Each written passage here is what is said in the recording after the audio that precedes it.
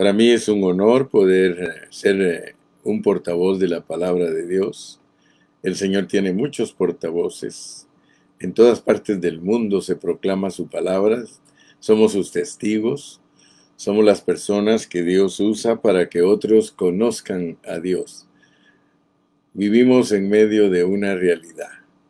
Este mundo, en él se mueven dos simientes. Por un lado se mueve la simiente de la serpiente y por el otro lado se mueve la simiente de los hijos de Dios. Así que tenemos que tener ojos muy abiertos para entender nuestro ambiente. A algunos se les olvida que aquí en este mundo vivimos en una esfera donde hay vida espiritual y vida física. En la vida espiritual están los ángeles. Hay ángeles que no están caídos. Hay ángeles caídos, ¿sí? También hay ángeles que están a favor de nosotros. Así que nos movemos en un mundo espiritual. Y Dios quiere abrirnos ese entendimiento para que no vivamos descuidados, porque nuestra lucha en realidad no es contra carne ni sangre, sino contra potestades. Entonces démosle pues el interés necesario a lo que es concerniente al mundo espiritual. Muy pocos hermanos cristianos están conscientes, se les olvida que estamos en una esfera en la que tanto los espíritus como los físicos tienen una correspondencia. O sea que las cosas que pasan en la vida del espíritu afectan a los que estamos aquí abajo en los cuerpos físicos. Y pues estamos estudiando todas las jornadas del pueblo de Israel, que las podemos encontrar en Éxodo, en Levítico, en Números, en Deuteronomio. Y Dios soberanamente nos revela su palabra para que nosotros seamos personas constituidas de su palabra y que no vivamos descuidadamente, sino que vivamos avisadamente, porque el avisado ve el mal y se esconde, mas los necios les alcanza el mal. Muy bien, entonces dijimos que estamos en la jornada número 38 y no queremos perder de vista que las jornadas sirven para marcar nuestro crecimiento espiritual. Todos nosotros como cristianos debemos crecer espiritualmente. Esa es la meta de Dios, que crezcamos. Entonces, la jornada 38 está en Números 33:44. Números 33:44. Les recomiendo a todos mis oyentes, a toda mi audiencia, les recomiendo que, por favor, compartan su página, compartan este mensaje, porque no tenemos otra manera de cómo llegar a ellos si nosotros no compartimos. Si este canal, si este programa lo bendice a usted, comparta la palabra, para que otros escuchen lo que usted está escuchando. Muy bien, dijimos que esta jornada tiene mucha explicación, tiene muchos puntos. Después de haber estudiado toda la jornada a la luz de toda la escritura, encontramos que mínimo tenemos que presentarla por medio de 14 puntos. Y de esos 14 puntos, gracias a Dios que ayer terminamos 6.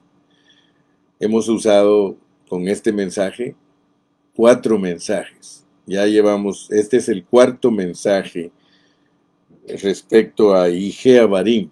Ije Abarim, ayer estuve dando mucha explicación de que en hebreo está Ije Ha Abarim. Ije Ha Abarim. Ije Ha Abarim. Y dijimos que para entender las jornadas nosotros tenemos que analizarlas a la luz de toda la Biblia, porque tenemos que buscar en dónde están esas expresiones, porque cada una de las jornadas es una expresión bajo un contexto. para dejarnos claro y enseñarnos lo que sucedió en esa jornada. Entonces, en esta jornada vimos el primer punto, que es la frontera de Moab, denotando que salimos de Obot y acampamos en Ije Abarim, en la frontera de Moab. Eso crea una conexión. O sea que el decirnos que salimos de Obot para acampar en Ije Abarim, pero nos ponen en la frontera de Moab, quiere decir que estas dos jornadas, Obot e Ije Abarim, se van a conectar con la que sigue porque nos marcan la frontera. Amén. Entonces, gracias a Dios que Dios nos mostró que cuando nosotros entendemos lo que es una frontera, estamos entendiendo que va a haber un cambio, que vamos a pasar de un país a otro. Esa es la ilustración para entender los tratos de Dios cuando Él nos quiere revelar que vamos a pasar a otro asunto, pero que está relacionado. Muy bien. Después de eso estudiamos el punto número 2, que es la escalera caracol. En ella aprendimos que las experiencias de Dios en nuestra vida se repiten, pero a pesar que nosotros somos personas caídas y que caemos siempre en el mismo error, nosotros estamos creciendo en Cristo Jesús. En el caso de nosotros los cristianos gentiles, estamos creciendo en la gracia, porque nosotros vivimos de gracia sobre gracia o gracia sobre gracia. Muy bien, entonces, después de eso, cuando ya entendemos la frontera y entendemos la escalera en caracol, nos damos cuenta que la mera neta, la realidad es que nosotros estamos siendo entrenados por el Señor en una forma cíclica. O sea que Dios nos lleva de ciclo en ciclo, de ciclo en ciclo, de ciclo en ciclo. Así tiene Dios preparada nuestra vida, por eso la enfoca de acuerdo a esta peregrinación por el desierto del pueblo de Israel por 40 años. Seguido a eso entramos al punto número 4, donde Dios nos habla claramente que no podemos mezclar el vino viejo con el vino nuevo. O sea que el vino viejo va en odres viejos y el vino nuevo va en odres nuevos. Por lo tanto, nada de lo viejo quiere Dios que se use como patrón, sino que se use como algo esencial. ¿Verdad? El vino añejo, el vino viejo, que es la ley, ese debe de servirnos para sacar la esencia que hay en él, que es Jesucristo. Jesucristo está revelado en el Antiguo Testamento, en sombras, en tipos, en parábolas, en metáforas, y nosotros solamente tenemos que darle gracias a Dios que a nosotros los gentiles nos abrió el entendimiento para ver eso, no así a los judíos. A ellos no les abrió el entendimiento para que ellos se dieran cuenta de que del vino viejo, del añejo, tenía que salir la esencia para el vino nuevo, que es Cristo Jesús, el Espíritu Santo, la esencia de Dios. Entonces, gracias a Dios que entendimos también eso, que no podemos mezclarlos. Trabajan como la línea del tren, que son paralelos. El Antiguo Testamento tiene su función y el Nuevo Testamento tiene su función. No los puedes mezclar. No los puedes mezclar, trabajan paralelos. Para que el tren corra en la línea, tiene que haber dos líneas paralelas. Y a pesar que al verlas a lo lejos pareciera que se juntaran, nunca se juntan. Así es el Antiguo Testamento con el Nuevo. Después de eso vimos que esta palabra Ije Abarim, tiene muchos significados. Y aprendimos que el significado de Ije Abarim es pecado, culpa y consecuencias. Muy importante que usted entienda, porque de otra manera no le va a dejar claro el concepto a usted de lo que es Ije Abarim. Ije Abarim, que dijimos que ya simplificado, sintetizado, es Ijiim. Ijiim. Yo expliqué ayer que las palabras en los idiomas tienen siempre cierto parecido porque todas usan la misma raíz, lo mismo que en español. En español hay hasta 10 palabras para decir lo mismo, pero su raíz sigue siendo la misma. Muy bien. Entonces encontramos que para poder entender con claridad lo que es Ige, Ha-Abarim, nosotros tenemos que leer la historia de los amorreos, porque resulta que son los amorreos los que Dios va a vencer a través del pueblo de Israel para que podamos avanzar hacia la tierra prometida. Entonces es importante que nosotros entendamos lo que son los amorreos, porque los amorreos son personas pecadoras que tienen culpa y que tienen consecuencias. Entonces, aún eso es aplicable no solo a los inicuos, sino también a nosotros mismos. Nosotros como cristianos tenemos que entender que la palabra de Dios nos muestra que nosotros somos pecadores con culpa y que tenemos consecuencias debido a nuestro pecado.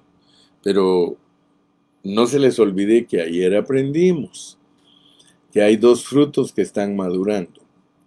Dos frutos que están madurando al mismo tiempo. Así funciona. Así lo tiene Dios revelado en su palabra. Por un lado tenemos la simiente de Satanás, que vive aquí en la tierra junto con nosotros, los hijos del diablo. Usted vive con los hijos del diablo aquí en el mundo. En el mundo están los hijos de Dios y los hijos del diablo. Los hijos del diablo tienen un propósito y los hijos de Dios tienen un propósito. Cada uno tiene una misión y nosotros debemos de pedirle a Dios que abra nuestros ojos para entenderla, ¿verdad? Porque Dios por medio de los amorreos nos muestra sus juicios. Ayer aprendimos también que el juicio de Dios viene. El pecado es un asunto de ayer, las consecuencias es un asunto de mañana. O sea que el pecado de ayer trae consecuencias para mañana y las consecuencias de mañana van a ser visitadas por Dios por medio de sus juicios.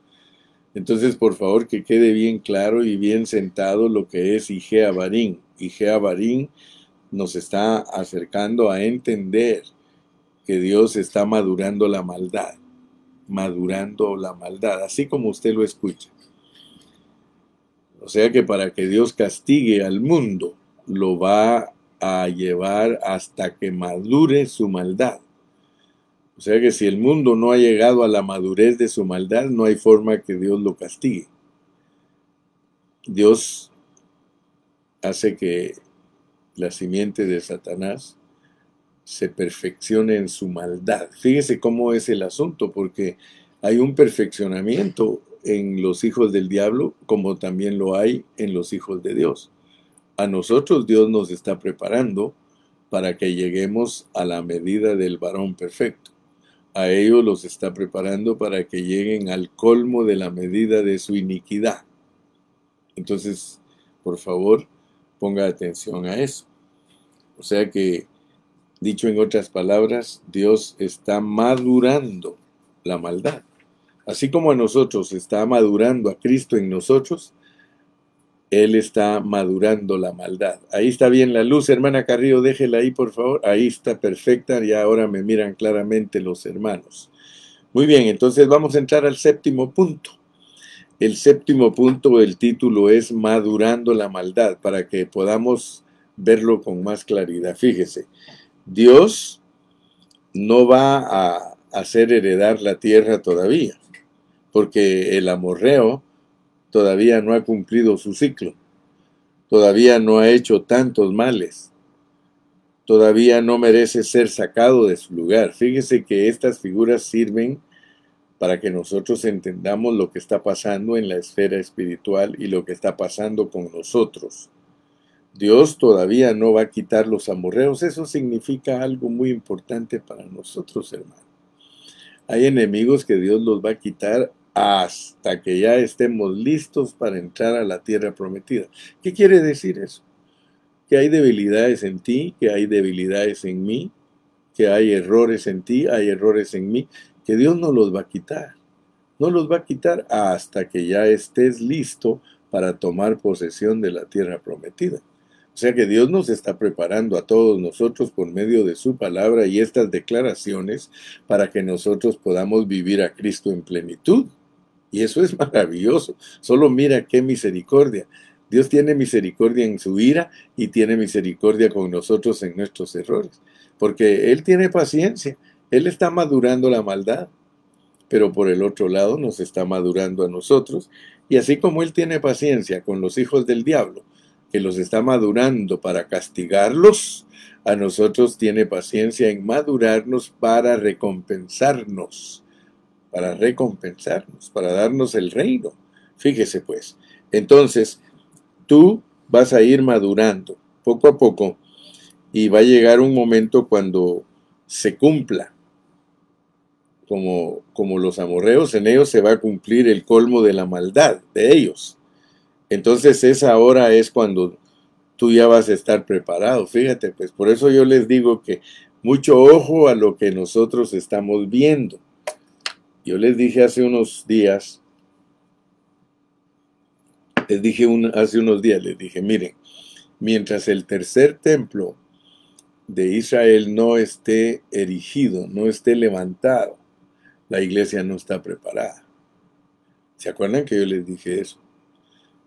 Me dijo Gilmar, eso me gustó mucho, pastor, me dijo, porque hay señales que nos sirven a nosotros de guía, pero fíjense, claramente, si Dios usa a Israel para revelar nuestro crecimiento espiritual y nuestro desarrollo espiritual, mientras no hayan erigido el tercer templo en Israel, que es una señal muy clara para nosotros los cristianos, la iglesia no está totalmente edificada. El Señor dijo, y sobre esta roca edificaré mi iglesia. Si allá está la sombra, aquí está la realidad. La realidad es de que nosotros todavía estamos siendo edificados. En cuanto ese templo, los judíos lo levanten y ya esté exhibido como el templo para que ellos lleven a cabo su culto, en ese tiempo la iglesia está lista para exhibir la gloria de Cristo. Muy bien, entonces pon atención a estas palabras. Fíjate, esas palabras que dicen acá, no ha llegado a su colmo la maldad del amorreo. O sea, la iniquidad, es decir, todavía no ha llenado la copa. Es como decir a veces, el papá sabe que el hijo está haciendo mal, pero todavía sabe que no le va a castigar. Le da un tiempito y primero le da una advertencia, ¿sí? Como el Señor es así, ¿sí? El Señor es así. Él dice a Jezabel, dice en Apocalipsis, y le he dado tiempo a Jezabel para que se arrepienta, pero no se ha arrepentido. Y luego a nosotros dice, si tu hermano peca contra ti, tú no vas a ir de una vez con la lanza en el arco ya puesta y de una vez acabar a tu hermano. No, dice que si tu hermano peca contra ti, que estando tú y él solos, fíjate cómo inicia Dios todo el proceso, estando tú y él solos, si no te oye, toma a 2 o 3 testigos, ahí te está dando tiempo. Si no te oye con los 2 testigos, entonces dice que se lo digas a la iglesia. Ahora, si no oye a la iglesia, tenlo por gentil y publicano. Entonces, tú no puedes tener por gentil y publicano a un hermano si no le das oportunidad, si no le aplicas el proceso, ¿verdad? Es algo que se procesa. Entonces, nosotros tenemos que darle tiempo de que madure su propia maldad, ¿verdad? Ahora Dios va a hacer un juicio terrible en este mundo, pero primero tiene que darles permiso que hagan cosas terribles. Fíjate que así como Dios, porque nota que esto es soberano, y yo le pido a Dios que entendamos, hermano, porque si no nosotros somos como las olas de la mar llevadas por doquiera de todo viento de doctrina. Mira, si tú entiendes la soberanía de Dios, porque es Dios el que crea, es Dios el que corrompe y es Dios el que restaura. Nosotros estamos en las manos de Dios. No vayas a creer tú que tú puedes No, todo lo podemos en Cristo que nos fortalece, porque así como Él hace que los malos se corrompan y que su maldad llegue al colmo, fíjate pues, así como Él se ocupa de que los impíos, su maldad llegue al colmo, ningún impío puede hacer nada, porque está predestinado para perderse. Ningún impío puede salvarse por su propia cuenta. Es más, el que cree en el Hijo tiene vida eterna, el que no cree en el Hijo ya ha sido condenado desde antes de venir aquí. O sea que ninguno de los que no acepta a Cristo se puede decir que fue porque ellos quisieron, sino que en la eternidad pasada, en la preexistencia, rechazaron el plan y propósito divino de aceptar a Cristo. Nosotros decimos que aceptamos aquí en la tierra, pero nosotros ya venimos justificados de nuestro espíritu desde allá de la preexistencia. Entonces noten pues cómo funciona la soberanía de Dios, porque a unos los está corrompiendo y a otros los está limpiando. En su soberanía Dios corrompe totalmente a los impíos porque ellos tienen que hacer cosas terribles. Ustedes saben que Judas, que es tipo de una persona que viene perdida, el Señor Jesús dijo: uno de vosotros ha de entregarme. Y la misión de Judas era entregar a Cristo y perderse. Por eso dice: de los que me diste, ni uno solo se perdió, a excepción del que era el hijo de pecado, el de perdición. Entonces, hermano, tenemos que entender esas cosas, porque Dios va a castigar al mundo, y para castigarlo tiene que hacerlo que haga cosas terribles.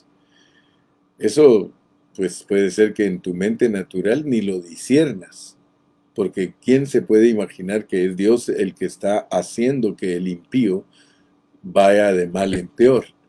Entonces, si entiendes que Dios es el que está haciendo que el cristiano vaya cada día mejorando y mejorando, porque ese es el objetivo de estas jornadas, que aunque somos rebeldes, el pueblo era rebelde, el pueblo era murmurador, el pueblo era blasfemo, ¿qué hizo Dios?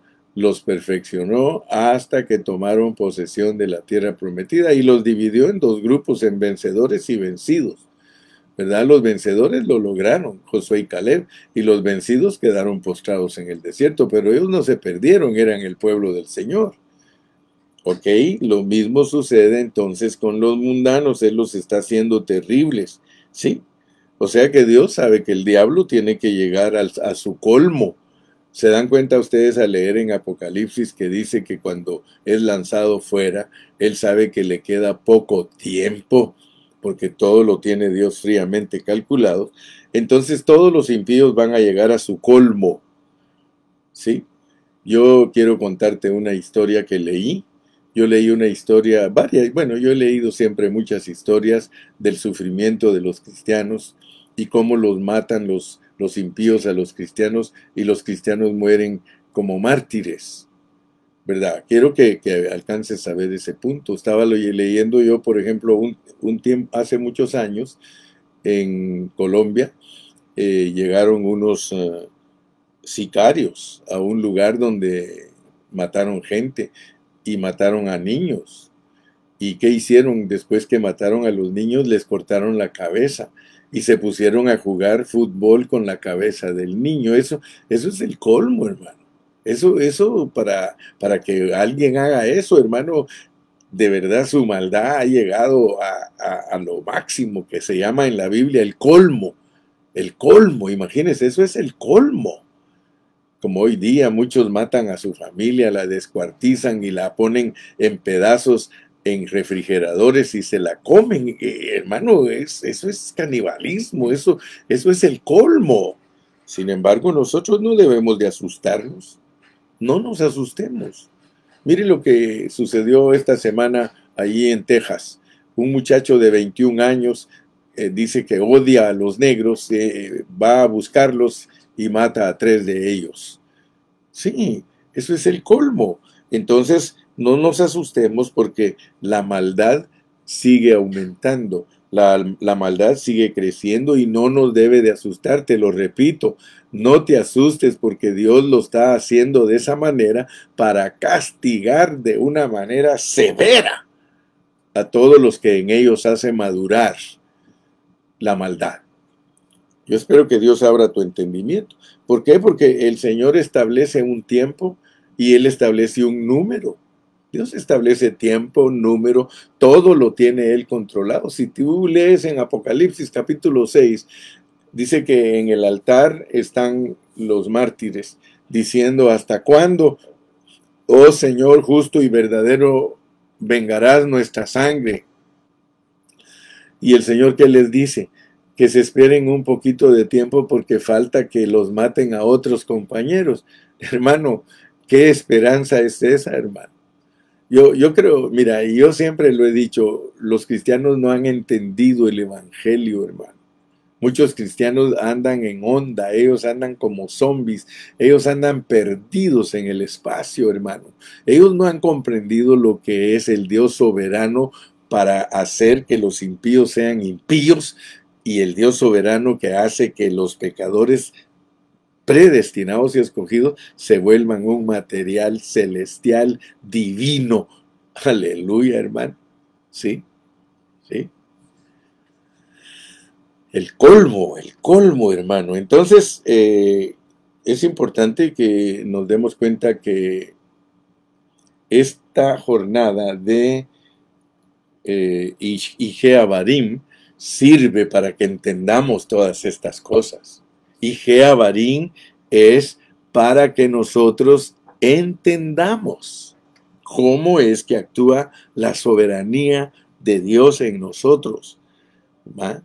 Madura la maldad en el impío, y a nosotros nos madura de impíos a personas que fluye a Cristo totalmente a través de ellas. Ahora vamos a entrar al punto número 8, que es visitación de la iniquidad. Fíjate pues. Entonces, eso es lo que está aquí. Esa palabra Ije significa la visitación de la iniquidad cuando llegó a su colmo.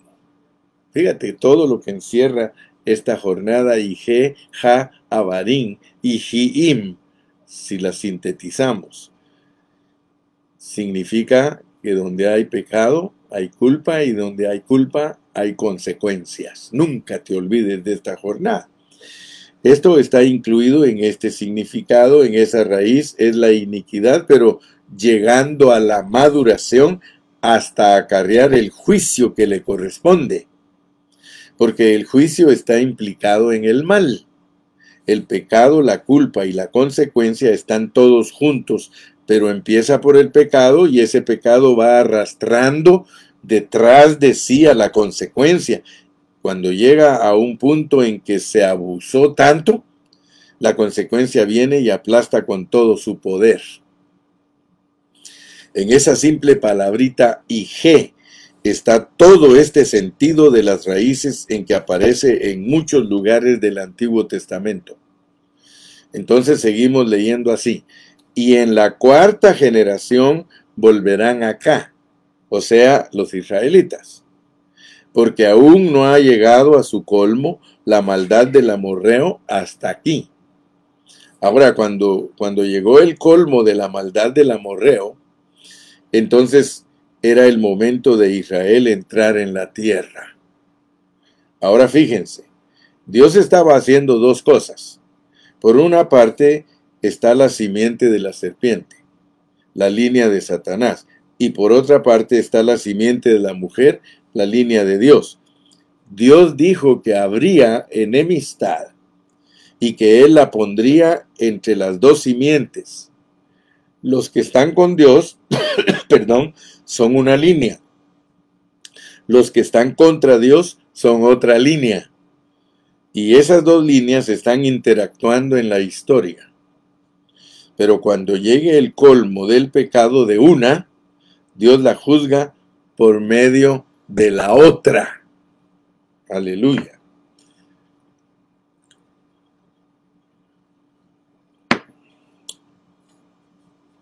Ahora, cuando la iglesia es flaca, permite que los enemigos vengan y la venzan. Pero cuando ella se arrepiente, y se fortalece, entonces ella aplica el juicio. Cuando la iglesia, o sea Israel, aprendió la lección de Obot, la lección de los odres, la lección de ya no contar con lo viejo, de ya no estar en un ambiente en lo natural, ni del viejo hombre, ni de la religiosidad, sino solamente en Cristo, y permanecer conservando la vida de Cristo en el Espíritu, y permanecer en esa nueva vida. Ese es el momento en que ya está en la frontera, listo para aplicar juicio contra el enemigo.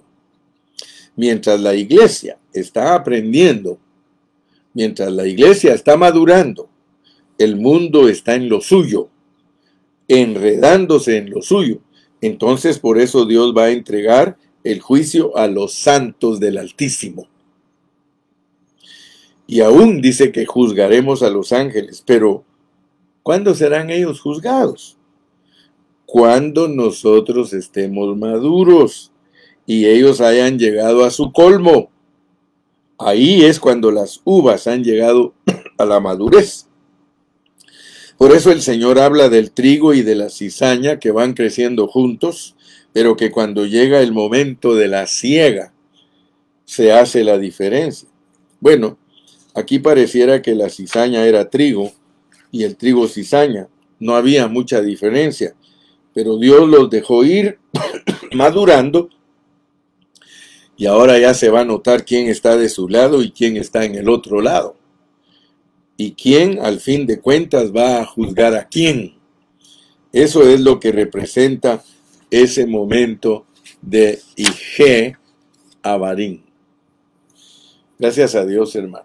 Yo le doy gracias a Dios que Dios nos permite estudiar su palabra en una forma profunda. Le doy gracias a Dios que Dios nos ha abierto nuestros ojos para ver la realidad de lo que está pasando. Ayer les decía a los hermanos en la reunión: hermanos, no se duerman, tomen su lugar, hermanos. Mucho cristiano no toma su lugar, hermano. Mucho cristiano está viviendo descuidadamente, no toma en cuenta lo que Dios está haciendo. Dios está haciendo su trabajo. Ayer precisamente yo predicaba de eso, hermanos. Aunque nosotros no nos damos cuenta en qué forma trabaja Dios, Dios está haciendo su trabajo. A los impíos los está volviendo peor cada día. Y a los cristianos genuinos y verdaderos que les está revelando su palabra, cada día los está haciendo mejor y mejor y mejor y mejor. Muy bien, entonces con eso en mente entremos al punto número 9. El punto número 9 es que Abarim quiere decir las regiones del más allá. Las regiones del más allá. La palabra Abarim viene de la misma raíz que la palabra Abrona. La palabra Abrona quiere decir un cruce, un paso, un pasar más allá. La palabra Hebreos, la palabra Éufrates, la palabra Abrona, la palabra Abarim, todas vienen de la misma raíz y significa las regiones del más allá, los cruzadores del río. ¿Se recuerda usted de eso, verdad? Abrona, Hebreos, Abarim, todas esas raíces pertenecen a lo mismo. Y Abarim es como decir ser traído al punto de cruzar las regiones del más allá. Por eso es la frontera. Es decir, la iglesia que estaba acostumbrada a vivir en la carne, en lo natural, ha madurado para vivir en la vida espiritual. Hermano, qué alegre, qué bonito que ahora ya estamos entendiendo eso. Ya lo sobrenatural no nos es desconocido. Ahora la iglesia ya sabe lo que es andar en el Espíritu. Ya sabe lo que es discernir entre el bien y el mal. Ya sabe cómo enfrentar al enemigo. Ahora ya está preparada. Primero en Esión Geber tuvo la revelación, pero ahora aquí ya están a punto de entrar a comenzar la batalla en serio. Ese es el punto, hermanos. Cuando llegó al colmo el uno y a la madurez el otro, ese es Ige Abarim, más allá. Abarim quiere decir regiones del más allá. Es decir, Israel llega a ser ese lugar que es una frontera. Es la frontera de Moab. Desde allí, hermanos, se empieza a entrar a Moab. Desde ahí es donde ya está la resistencia. Desde ahí es donde ellos van a comenzar a pelear, pero no van a pelear con seres espirituales. Si están todavía en lo natural, como dice el apóstol San Pablo en 1 Corintios capítulo 2, el hombre natural no percibe las cosas que son del Espíritu de Dios, no las puede entender, no entiende. ¿Qué es eso de ser guiado por el Espíritu? ¿Qué es eso de andar en el Espíritu? ¿Qué es eso de discernir los espíritus? ¿Qué es eso de luchar en espíritu? No lo entiende. Mientras se viva una vida solamente natural, no entendemos, pero después de lecciones y lecciones y lecciones, nosotros vamos siendo trasladados de lo natural a lo espiritual y vamos siendo refinados en el espíritu. Nos volvemos sensibles para poder discernir la guianza del Espíritu Santo, la vida del Espíritu. Entonces, hermano, empezamos a diferenciar entre lo natural y lo espiritual. Eso es ir a Ijeabarín. Hermano, qué lindo es esto. Qué precioso es esto. Fíjese que yo le doy gracias a Dios que en este tiempo de mi vida, yo no sé por qué Dios en tantos años de ser cristiano nunca me reveló las jornadas. Nunca. Yo estoy en las jornadas aproximadamente de un año para acá. Hasta de un año para acá. ¿Por qué Dios no le revela a muchas iglesias la palabra? Porque ellos no han crecido, ellos no están en un crecimiento genuino. Ellos son hijos de Dios, pero son bebecitos, son children, son niñitos, se resisten a avanzar. Mire, hermano, el diablo está en este asunto. El diablo no quiere que los cristianos se desarrollen. El diablo no quiere que los cristianos crezcan. Tú debes discernir eso, hermano. Si tú estás en un ministerio donde no están creciendo en la palabra, hermano, sal por tu vida, hermano. Vete a un ministerio que realmente te ayude a crecer, a un ministerio que te desafíe, a un ministerio que viva la palabra, hermano. Mira, hace años a mí me habló Dios de todo esto, hermano.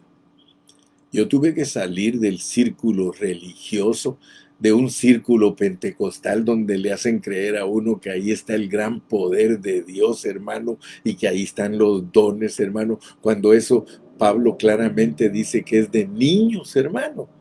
¿Para qué nos vamos a quedar practicando cosas de niño, hermano?